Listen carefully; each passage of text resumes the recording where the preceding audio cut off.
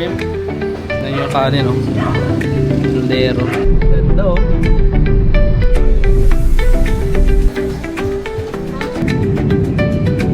Ayan, no? This is our last day here in Cebu. No, nandito pa rin tayo sa Mualboal. And ito, pakita ko sa inyo yung tinulay namin. And Airbnb yan. And kami lang ngayon yung naka renta dyan. So sulit na sulit. And tingnan nyo naman yung ano, lupain nila. Sobrang laki, no? From doon tapos hanggang doon, no? Dala natin yung pins. Try natin mag dive or snorkeling lang tayo kung malalim or mababaw. Tingnan natin doon, ha? Let's go. So guys, ito yung parang veranda nila dito, tapat mismo ng beach. So yun, no, let's go. Ayan, bye bye. Ayan, tinuloy namin, maliit lang. Okay na yung kwarto kasi solo naman namin tong Airbnb. And pabalik na tayo ng Philippines. Ay, Philippines pala to. Ano? Maynila. Pabalik na tayo ng Maynila. 15 minutes. And kakain muna tayo dito sa restaurant na nakita natin. The Boundary Restaurant. Boundary kasi boundary to ng Alcantara and Mualboal. Ay, mahangin, no? Mainit dun, eh. Kaya lang. Kaya naka-ready na pala dito, ah. So tayo ng menu. Can I take chicha shrimp, 1 Bicol Express, and then 1 sinigang sa hipon. Yes, that's all. Guys, ayan, kain na tayo. Tignan nyo yung kanin, no? Caldero. Liit. Ang galing, ha? Oh, ito kamay ko. And ito, may mga in-order tayong food dito. Bicol Express. And shrimp, no? Then, sinigang. So, meron ding panghimagas, porong. Tapos ito yung kaldero. Saan halo-halo? Only rice. Later pa. Then may drinks tayo, no? So yan, kain muna tayo. So yan guys, no? Kain muna tayo. At medyo malayo-layo pa yung biyahe natin. Almost 4 hours pa, no? Nandito pa kasi tayo sa may South Cebu. Medyo dulo na to ng Cebu. And pupunta tayo ngayon ng Cebu City kasi mamaya yung flight natin. Kain muna tayo.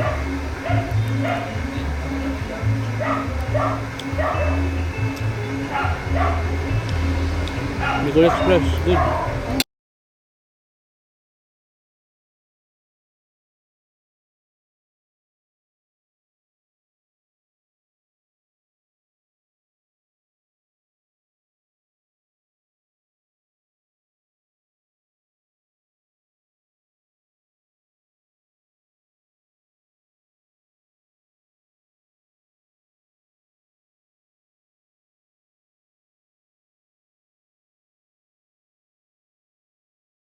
So yan, nag-take out tayo, no?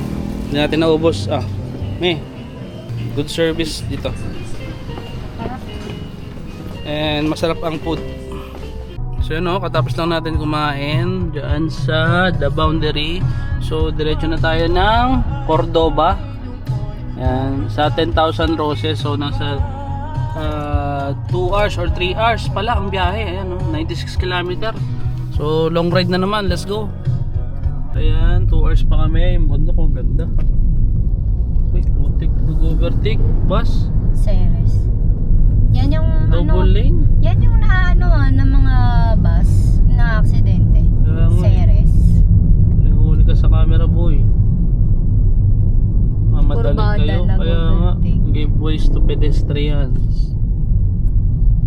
Yan, ingat talaga sa biyahe. Kahit anong ingat mo, pag may mga palasubas talaga sa kalsada, hindi talaga maiwasan.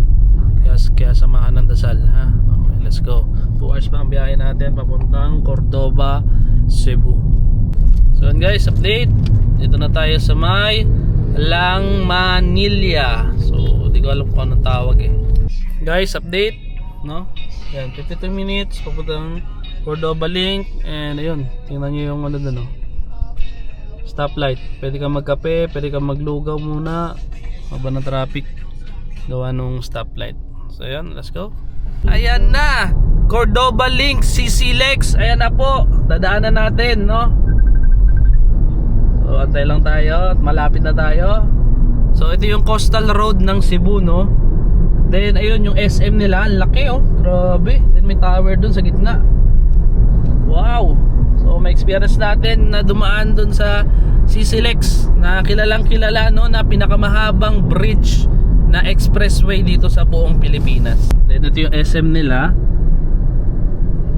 Then ayun, dire-diretso lang tayo. Let's go, let's go. And I think, no, pwede ang motor dito. Ayun oh, may mga nakamotor. Ayan na, ayan na. Na-experience natin dumaan dito. Sana ang Maynila may ganito rin, no? Ayun oh, nakamotor oh, ADB 150 oh. Oh, pwede. Ganda oh. Mali lang tayo, no? Pero kasama sa plano yan. Kailangan mamali para matuto. Ganda oh. So nandito na tayo ngayon sa CCLEX. Ito yung Cordova Link Bridge na ginawa dito sa Cebu. And ito yung pinakilalang kilala, no, na gusto rin mapuntahan ng iba. So ganda. Lalo siguro pag gabi is na ilaw yan. Hindi ko lang alam kung pwede tumigil dyan eh. Pwede ba tumigil dyan? Hindi. Ayun, bawal Pwede ka daw. mag-jogging pero hindi pwede. Ayun, jogging daw. Pero walang balikan. Ayun. Kailangan mong tapusin. Ayun, ang haba niyan. 9 kilometer ata yan or 8. 9.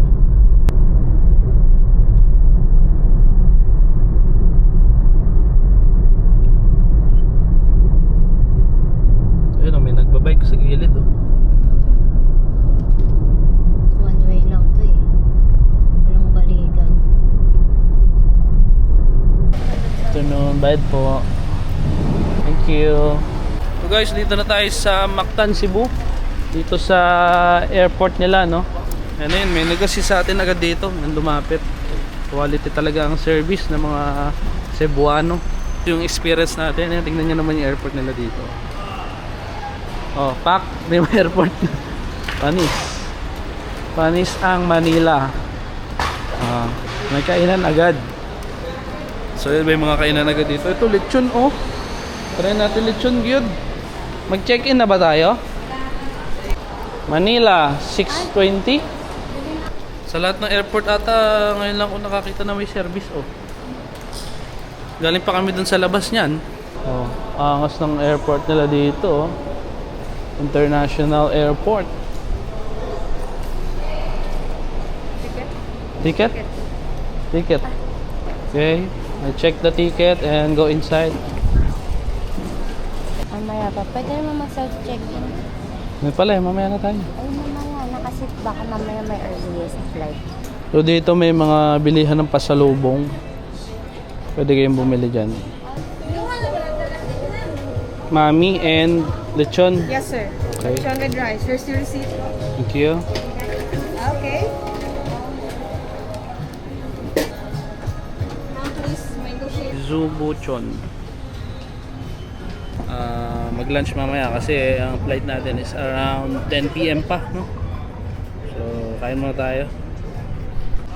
Gusto natin lechon, ayun oh. Crispy lechon pala to. Ito ang sasawa nila. Toyo. Toyo.